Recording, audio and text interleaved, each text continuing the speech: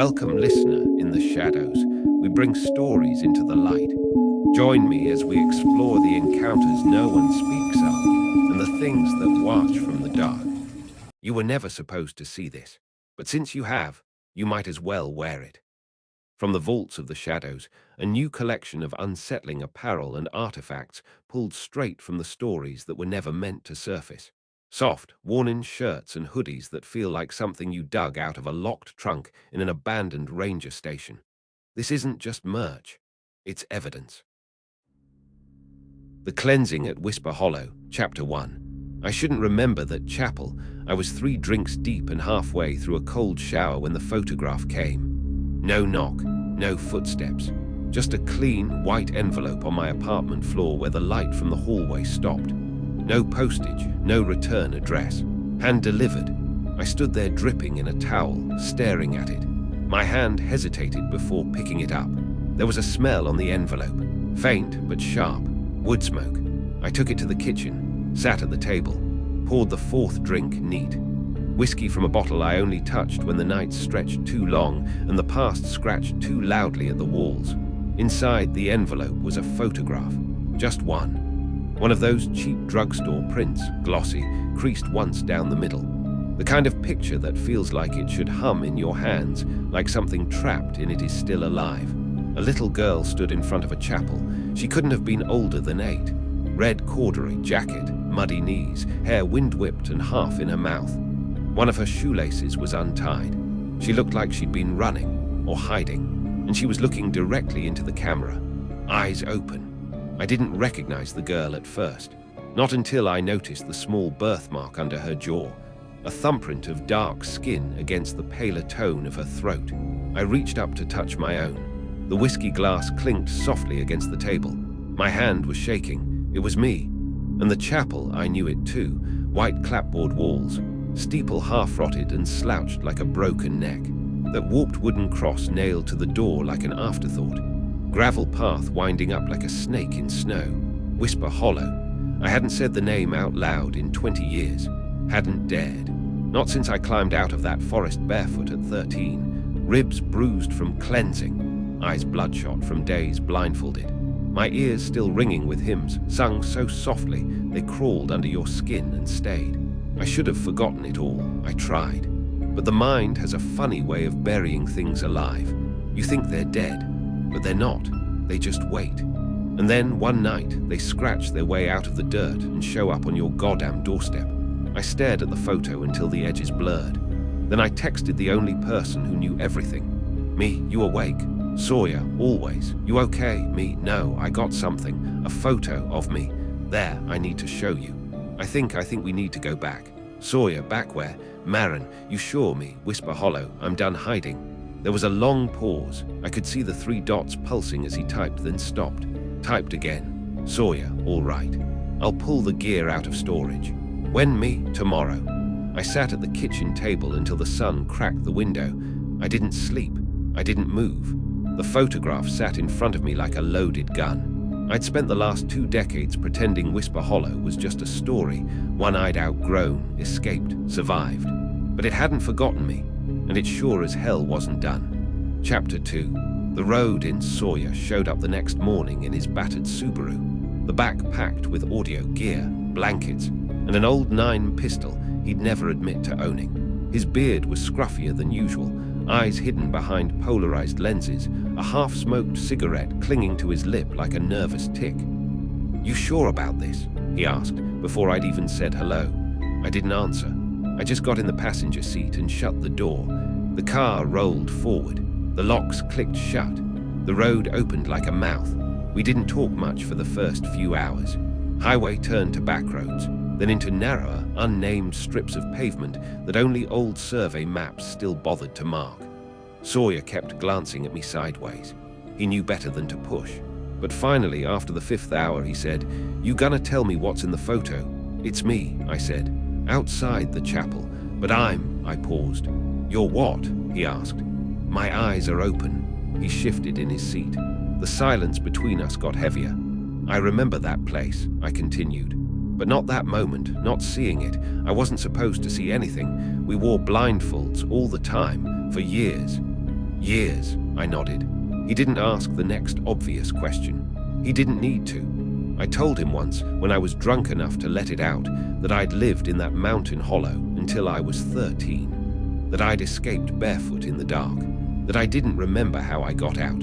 But I never told him about the blindfolds, or the preacher, or the closing. The road narrowed into gravel. Pines thickened around us like teeth. My signal dropped to 0 bars. I checked my phone anyway, out of habit. Sawyer clicked off the radio. Static lingered for a moment before silence settled in, soft and complete. "This feel familiar?" he asked. "Not yet." It didn't, not exactly. But the air had a weight to it. That same pressure I remembered from my childhood, like the trees were leaning in too close, like the sky was holding its breath. Then I saw it. The marker. Not a sign, not really. Just an old rusted wheel hub nailed to a tree, so decayed it might as well have grown there. "We're close," I whispered. Sawyer didn't respond. He didn't need to. The car had slowed on its own. Another turn, another narrowing. And then the road just ended. No cul-de-sac, no pull-off, just the trees, towering and mute. Sawyer killed the engine. The forest exhaled around us, a sound so soft it could have been imagined. We stepped out. No wind, no birds. I stood still and listened. And there it was, humming, low, barely audible, like someone singing beneath their breath, far off and buried under dirt. "Do you hear that?" I asked. Sawyer froze beside me. He reached into the back seat and pulled out his recorder, flipped it on, adjusted the gain. But when he played it back, there was nothing, just silence. "I don't like that," he muttered. I did, because it meant I wasn't wrong. Something was still alive in Whisper Hollow. And it remembered me. Chapter 3, Char and Thread. The trailhead had no sign, just an unnatural thinning of trees and a path worn too smooth for any hikers. The kind of trail made not by boots but by bare feet, repeated, ritualistic. Sawyer slung a mic bag over his shoulder and handed me a flashlight. "We're not even pretending this is a nature walk, are we?" I forced a smile. "Nope." We moved slow. The forest changed with every step. Sunlight thinned, sound narrowed. The trees seemed to lean closer, like they knew, like they were listening. I stepped over a fallen birch and something snapped under my boot. I froze. Sawyer knelt, brushing away leaves. His hand came up holding a strip of blackened cloth. "Looks like canvas," he murmured. "Or no, robe." I didn't answer. I knew exactly what it was. Charred linen, hand-woven, fire-creased. Robes from the ceremony, the ones we wore after the first baptism. After the flames licked the hem and the preacher said, "Now the ash lives in you." Sawyer stood, brushing his hands off. "Still want to keep going?" "I need to see it," I said. "I need to see how much is left." The path led deeper. Around the next bend, the forest opened up into a small clearing and my breath hitched. The chapel was still there, rotting, sagging at one end, but intact. The door still bore that same crooked cross nailed in at the wrong angle, not centered, not upright, like it was hung by someone who'd never seen one before. But that wasn't what stopped me. It was what hung from the trees around it. Thread, so much thread. White cotton, braided into long garlands, looped from branch to branch like spiderwebs, and threaded through every length teeth, not animal teeth, human. Some old, browned with rot, some fresh. Sawyer was filming before I could stop him. He whispered, "You didn't say anything about this." "I've never seen this before," I said, voice thin. This wasn't part of it." "You think it's still active?" I turned toward him. "They don't stop, Sawyer, that's the thing. They don't age out or fade. They just get quieter, more careful. They believe fire purifies. But ash is holy. They'd rather burn than be forgotten." Sawyer looked at the chapel through his lens. "So what's the thread mean?" I walked to the nearest strand, careful not to touch it. One of the teeth was gold-capped. "They used to pull them out during confessions," I said. "If you saw something you weren't supposed to, or remembered." He lowered the camera. "Jesus Christ." "No," I said. "Not here." We circled the chapel's edge. Sawyer kept shooting B-roll. I kept my hands at my sides.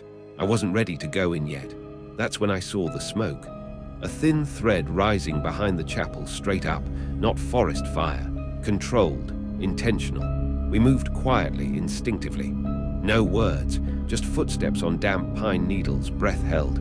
Behind the chapel there was a stone pit, one we'd used for burnings. Inside it, smouldering gently, was a blindfold, fresh, black silk, ends still tied. Sawyer turned and whispered, "Someone's here." I felt it before I saw it, that sensation of being watched, but not by eyes, by presence, like the air had gained awareness. My pulse thundered. "Back into the trees," I said. "Now." We ducked into the brush just as the chapel door creaked open. A figure stepped out, not old, not frail. Young, late 20s maybe. Dressed in a black robe, edges charred, barefoot on the stone, face calm, but their eyes were gone. Not sewn shut, not bandaged, just empty, as if scooped clean, and still they turned toward us, their head tilted, listening. And then, without speaking, they began to hum. The same hum I'd heard in the forest.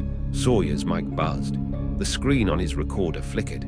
And just for a second, no more than a blink, I saw a second shape behind the first. Taller, unmoving, like it was part of the chapel itself, or had grown from it. I shut my eyes, and for the first time in 20 years I prayed, but not to God, to the ashes. Chapter 4. The day I looked, we didn't speak until we were a mile away from the chapel. The trail behind us was too quiet, even for a forest. I kept glancing over my shoulder like the trees might start following us. Sawyer broke the silence first. "What the hell was that?" I didn't answer right away. I kept walking fast, arms tight to my sides. "I'm serious, Maren. That guy's eyes, or whatever the hell that wasn't just some hillbilly cosplay. That was wrong." I stopped, faced him. "It's not cosplay, it's ritual." Sawyer stared at me, eyes sharp behind his glasses. "You said you escaped, that you were blindfolded the whole time. How do you know any of this?" I exhaled slowly. "I didn't keep the blindfold on." The words sat between us like a ticking bomb. I looked down at my hands.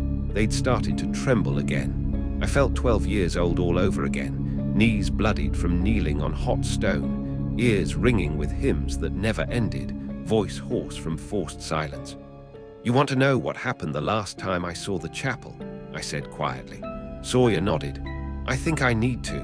It was summer, my 12th year.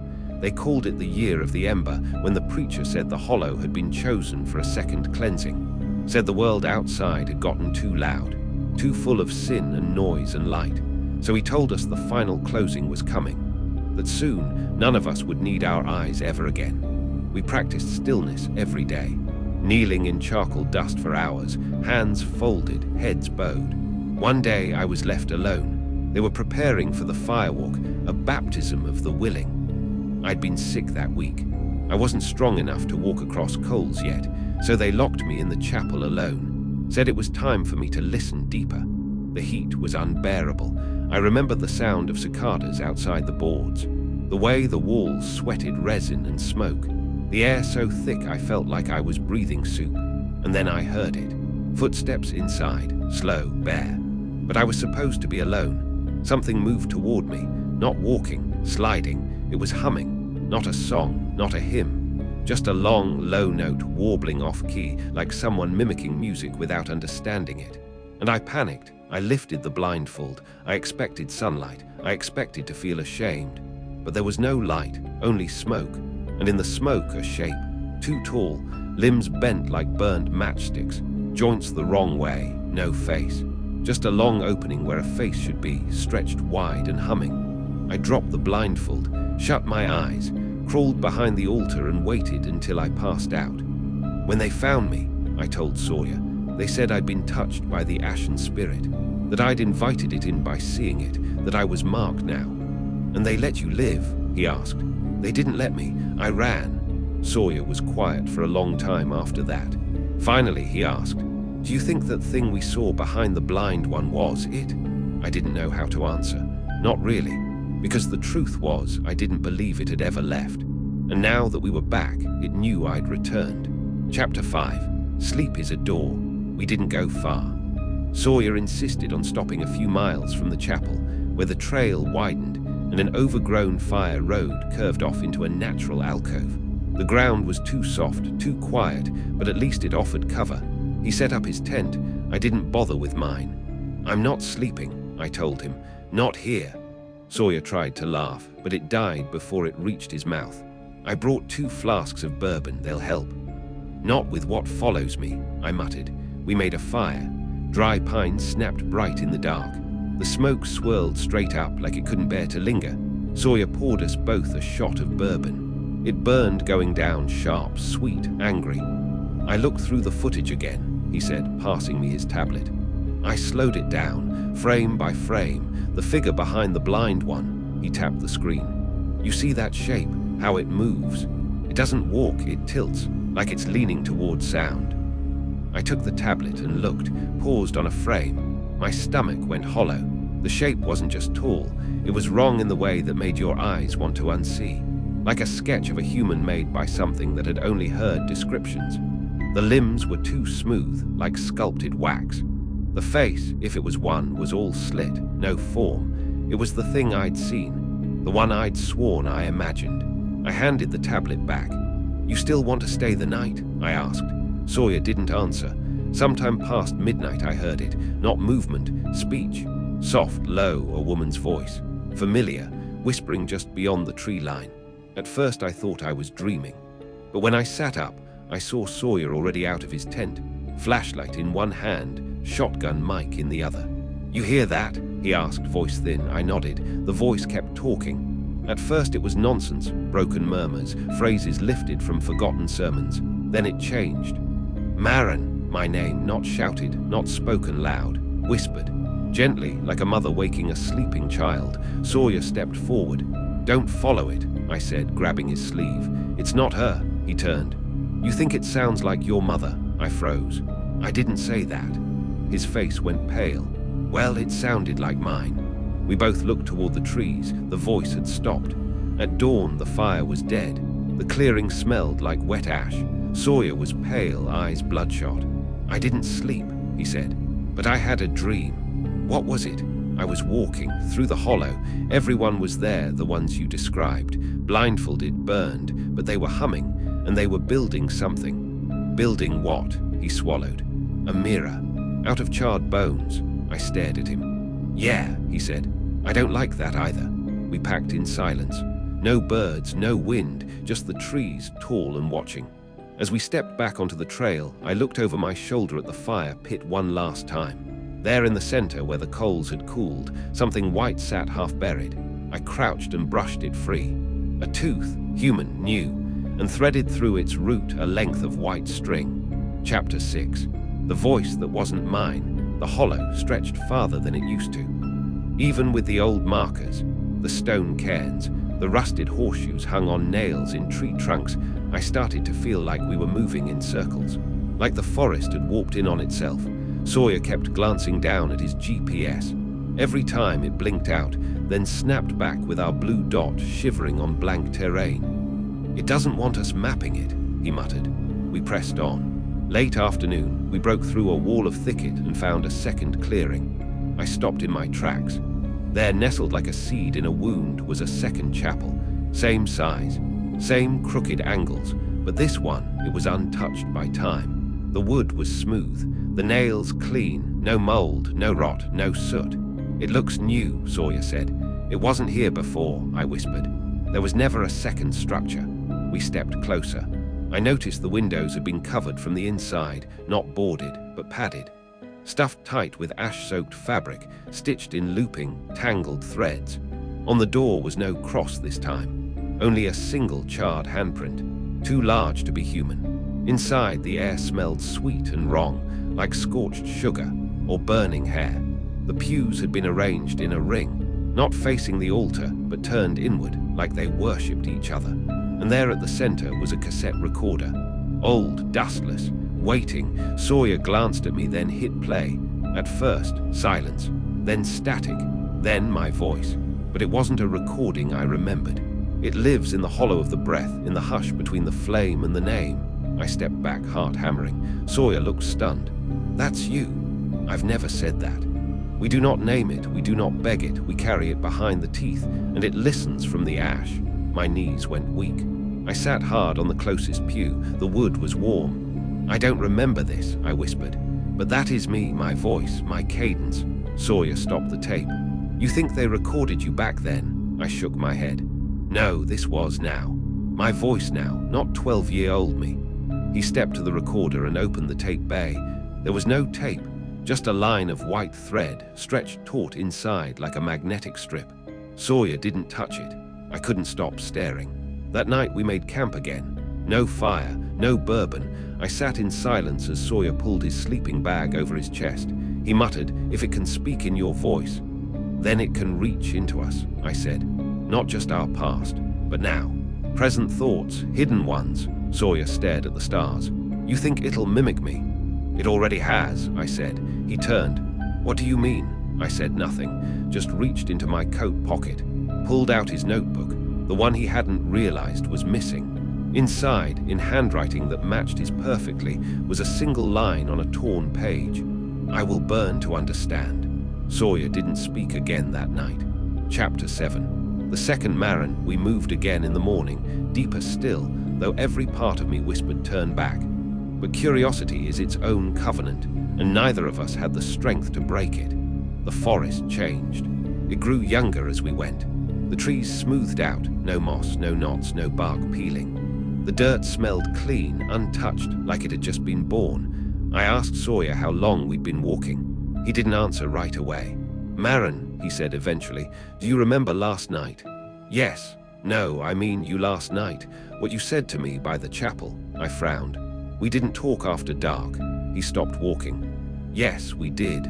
You came over while I was checking the mic gain, sat beside me. You said..." He trailed off. "What did I say?" I asked, suddenly cold.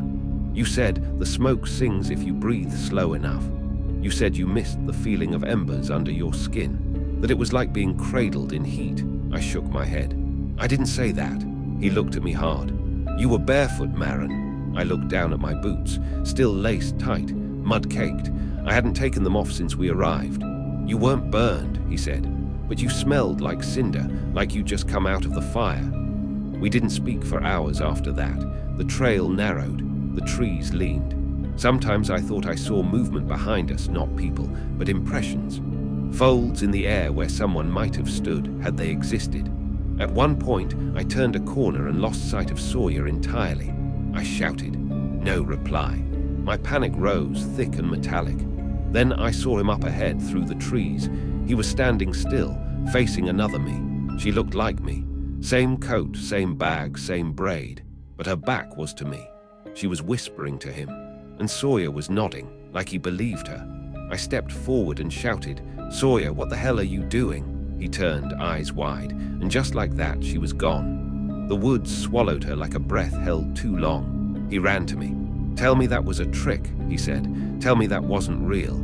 "I don't know what it was," she said. "She told me you brought it with you." "What?" She said. "You never left. That this whole trip, it's just you trying to bring it back out." I stepped away from him. "And you believed her?" "I don't know what I believe." That night, we slept facing opposite directions. I don't know if Sawyer slept at all. I know I didn't. Around midnight, I heard someone walking. But this time, it was me. Not my body, but my voice, repeating words I hadn't said in years. "Father, I offer flame, and in it I am ash." I covered my ears. Sawyer sat bolt upright. He whispered, "Don't answer it." The voice grew closer. "Father, I offer flame, and in it..." Sawyer suddenly shouted, "Shut up, you're not her." The woods fell silent again. In the morning, the dirt around our tent was scorched. Footprints in ash. Mine, barefoot. Chapter 8. The ledger, the building, looked like it had fallen from the sky. No path led to it. No foundation under it. Just a square of soot, perfectly level, in the middle of the pine thicket. It wasn't made of wood. It was built from melted glass, black, opaque, rippled like it had once been fluid. Even the door had no handle. Just a circular mark, palm-sized. I didn't want to touch it. Sawyer did. The door hissed and opened like something breathing out. Inside was pitch black. Then a match flared to life. Sawyer had lit one. "You okay?" "No," I said honestly. We stepped inside. The walls weren't glass on the inside. They were mirrors, warped. 100 of them, each one reflecting us differently, slightly older or younger or wrong. One showed me with no eyes. Another showed Sawyer smiling with no teeth. And at the center, resting on a simple iron lectern, was the ledger, bound in what looked like scorched leather. No title, just the smell of smoke and sage and thyme. Sawyer opened it. We expected names, maybe prayers, some kind of sermon notes. But instead we found portraits, charcoal drawings, hyper-realistic, dozens of them, each labeled with a name and a date. All the faces were burnt. Not literally, the drawings were pristine, but every person bore the same look. Peaceful surrender, like they'd already given themselves to flame. Sawyer flipped the pages. I stopped him. There, near the back, was my face, labeled Maren C. returning. And beneath it, a date, tomorrow. Sawyer turned the page. And there he was, his face, drawn softer than he ever looked in life. His eyes looked hollowed out, but smiling. Chosen adjacent, it said. We'll burn for her. He dropped the book. I backed away. Sawyer was frozen. This is impossible, he whispered. How would they know? They always knew, I said. They taught us that the ash knows before we do, that when we speak, we're just fulfilling what the flame has already heard. The words made me shudder, because they didn't come from memory. They came from inside me just now, like something old speaking through my teeth. Sawyer backed up toward the wall. His mirror self didn't move. It stared and smiled.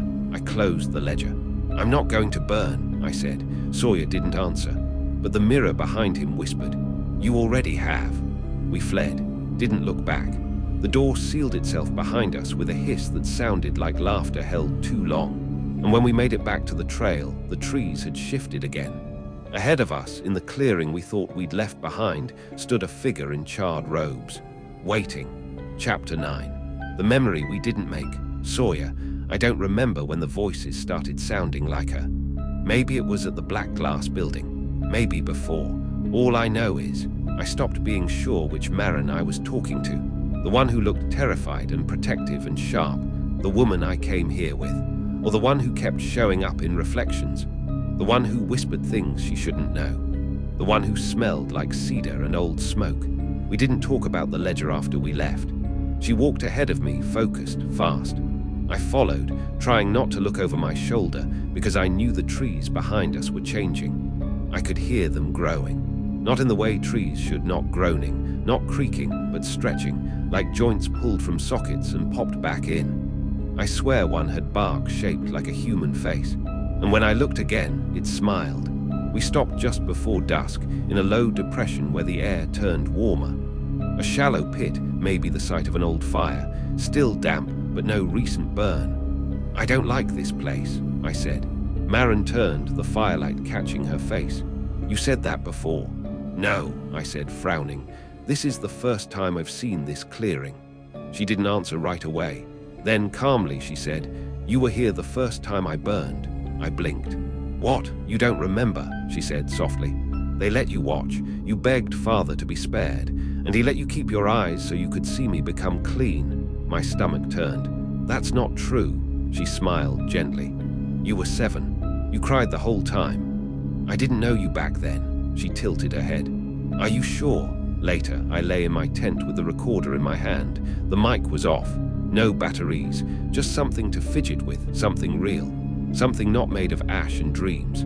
But as I ran my thumb across the microphone grill, it clicked on. The recorder, it clicked on, faint static. Then, Sawyer, you said you'd burn with me. Maren's voice. Not the woman outside in the other tent. Not the one I thought I trusted. But the voice from the chapel, the voice from the woods. I left you my eyes. Do you see me yet? I flung the recorder into the dirt. The trees rustled, like they were laughing. I woke up at dawn with no memory of sleeping. Maren was already up, staring into the tree line. Where'd you go last night? She asked. I didn't. You weren't in your tent. I looked down. My sleeping bag was zipped. My boots were off. My feet were covered in soot. There's something else, too. This morning, I opened my notebook again. New writing, not mine. A single phrase scratched in crooked letters. She never left, neither did you. Chapter 10. The shrine beneath the roots. We hiked in silence that morning. Maren's shoulders were tense, her hands stuffed deep into her coat pockets like she was keeping them from touching anything, including me. Neither of us talked about the soot, or the recorder, or the second her I'd seen the night before. Around noon, the path vanished. Not twisted, not overgrown, just gone. Like the woods had decided we'd walked far enough. In its place was a narrow gully choked with ivy and black moss. The air there was heavy and still, like it was being held. Maren stepped down first. She paused, staring ahead. "What?" I asked. She pointed. Half buried beneath the brush, between two stones split like ancient teeth, was a hollow, natural or carved. I couldn't tell, but the smell coming out of it was unmistakable. Ash, beeswax, copper, and something else, something sweet, like decayed flowers left too long in the sun. We ducked in. The cave was shallow, its walls coated in soot as if 1,000 candles had lived and died there. The further we crept, the more I felt it. Not dread exactly, but a pressure in the chest, like grief before it had a name. Maren found the shrine first. It wasn't large, just a simple raised platform of stone, ringed in melted wax and feather fragments. On it sat 3 objects: a white cloth, scorched and folded neatly, a bundle of human hair tied with a red ribbon, a pair of boots, my boots, the same ones I was wearing, except they were here, and warm. I knelt, not wanting to touch them. Ash spilled from the tops, soft as silk. Inside, I could see toes, charred black, fused to the lining. Maren didn't say anything. I whispered, "What is this?" She shook her head. "This isn't just ritual," she murmured. "It's preparation." She lifted the cloth. Underneath, etched directly into the stone, was a phrase in thick, blocky script. "The returning flame will take what's offered twice, once in flesh, once in will." Maren said nothing, just stared at the boots. Then she said, "You gave yourself once. The hollow remembers." "I never did," I said. "You don't think you did," she corrected. "But Sawyer, you've been here before. They don't make a shrine for strangers." I stumbled back. "No," I said. "I never joined. I never believed." "That doesn't matter," she said. "The hollow doesn't need belief. It just needs a name and a promise." "And what promise did I make?" I snapped. She turned to me, eyes glassy. "That you'd carry me home." I left the cave before she did. The light outside felt wrong, brighter but hazy, like it had passed through smoke before touching anything living. As I stepped out, I noticed something else, carved into the tree bark just beside the exit. "Sawyer Grace. I-T-U-R-N-E-D. Fresh." The cuts were still oozing sap. That night we didn't camp, we just walked. Maren said we were close now. To what she wouldn't say. But I could hear something in the trees, not footsteps, not wind. Breathing, slow and hot, like a fire that didn't need fuel anymore. Chapter 11. The place with no echoes. The trees broke around dusk. They didn't thin, they opened, like doors.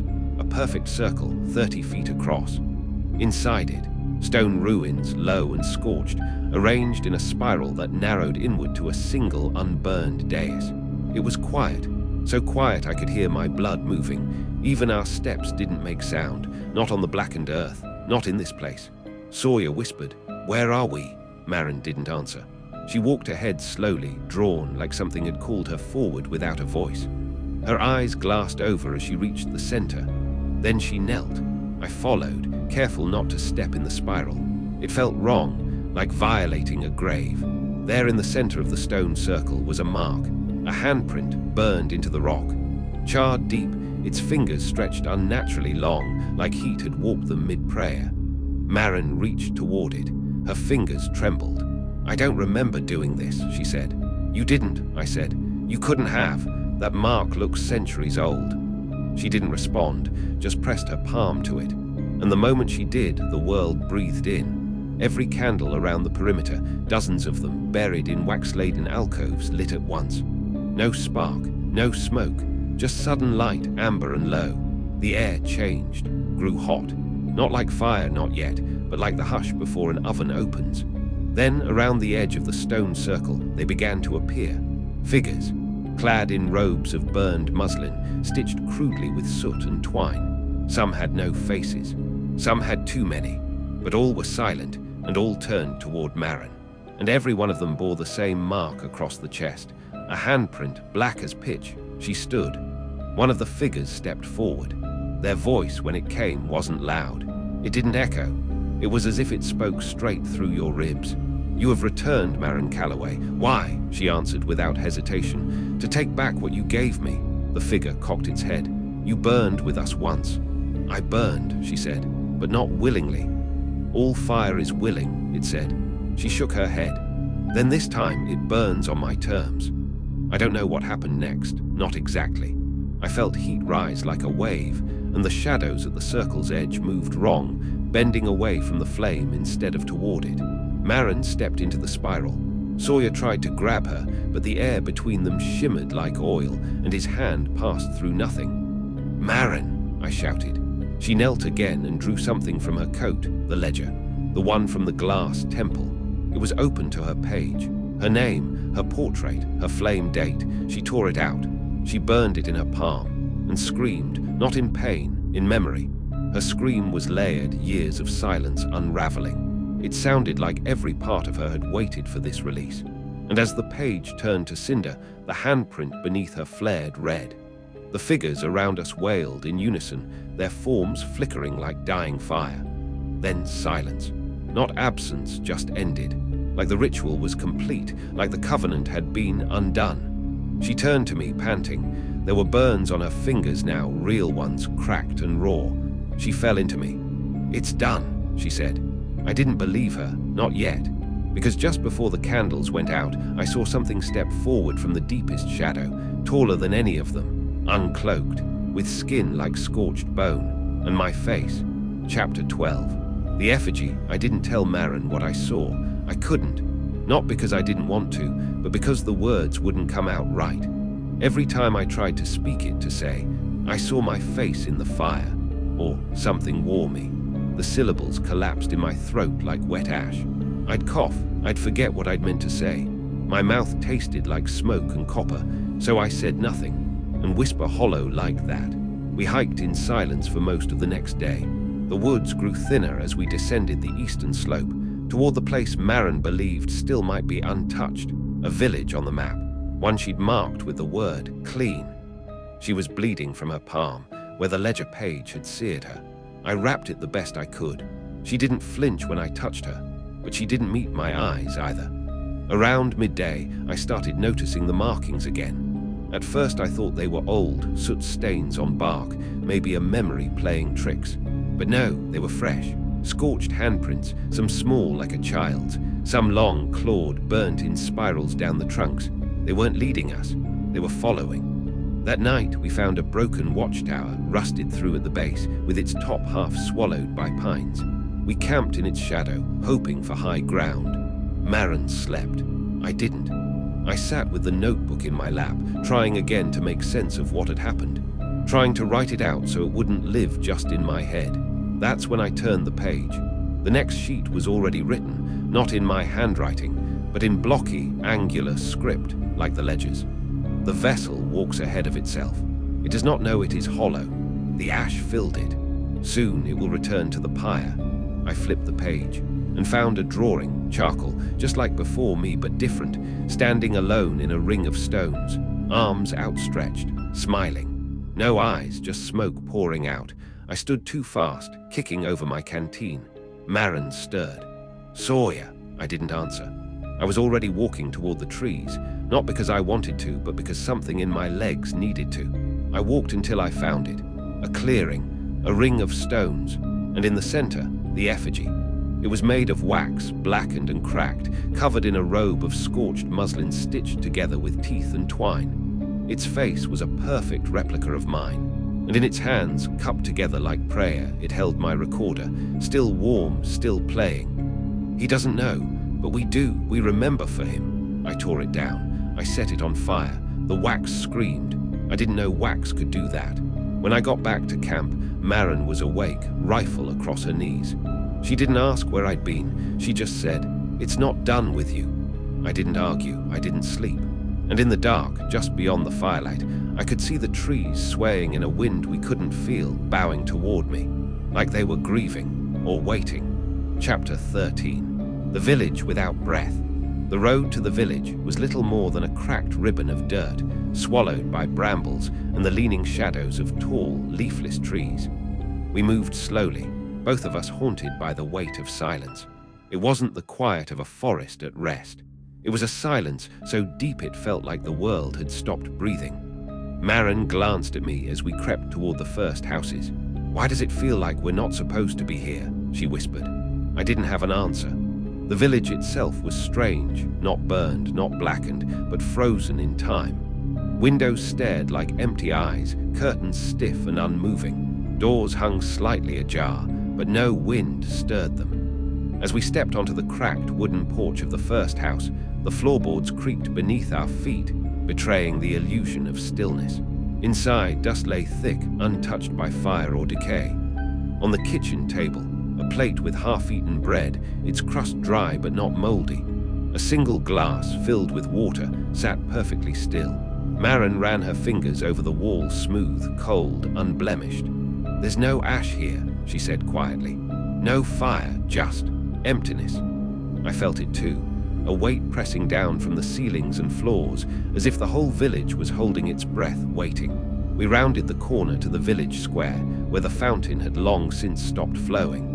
In its basin lay a rusted crown of dried leaves, and at the edge of the square, a group of figures stood motionless, watching us. They were children, their eyes wide and unblinking, their skin pale as ash but unburned. No smile, no recognition, only a hollow stillness, as if they were caught mid-thought, frozen inside a nightmare.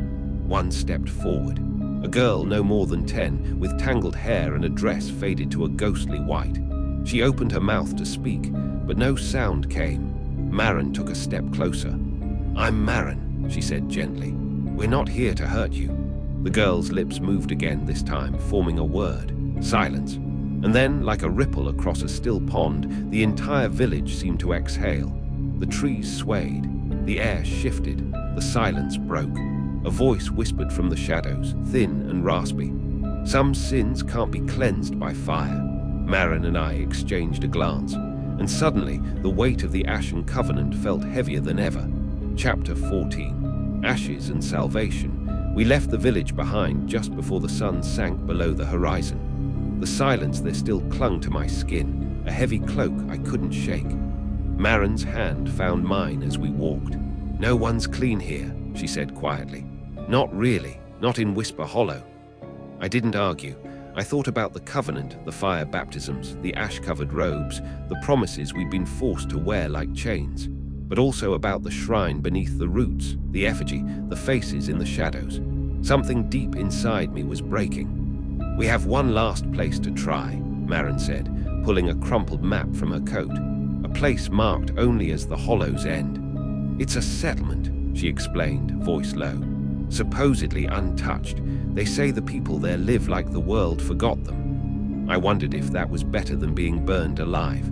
That night, under a sky thick with stars, we made camp near a creek. The fire between us crackled, but neither of us spoke much. Maren traced circles in the ash, her eyes distant. "I never thought coming back would mean this," she said. I reached out, brushing ash from her cheek. "Neither did I admitted. "But maybe," she whispered, "maybe the cleansing isn't about fire or ash at all." Dawn broke cold and grey. We packed our things and started toward the Hollow's end. The forest seemed to lean in closer, watching, waiting. The path ahead was uncertain. But for the first time in a long time, I felt a flicker of something I thought I'd lost. Hope. The fire had consumed so much. But sometimes, from the ashes, something new could still grow.